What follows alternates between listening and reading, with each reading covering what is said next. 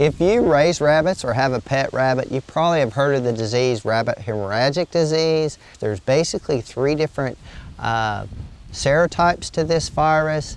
One of those is Rabbit Hemorrhagic Disease virus serotype 2. This particular virus was originally found in Europe around 2010, but in the summer of 2018 in the state of Washington, this serotype 2 was diagnosed in a pet rabbit.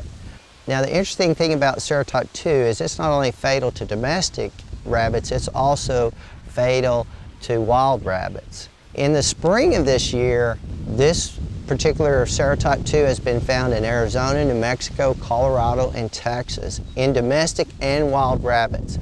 Now typically when a rabbit has hemorrhagic disease, most of the time we're going to find dead rabbits. That's what we'll see, with maybe a little bit of crust of blood in the nasal passages. Those that survive for a day or two are going to have a fever. They're going to tend not want to eat. They're going to be very lethargic, lay around. We're probably going to see some respiratory signs, heavy breathing, maybe some cyanotic membranes, some bluish color to those membranes. We'll also see some neurological signs.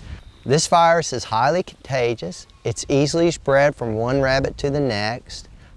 It can be found on their fur.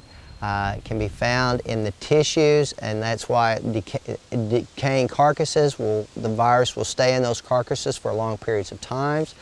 We suspect that the virus is present in just about any fluid in the rabbit, as far as blood, fecal material, or urine.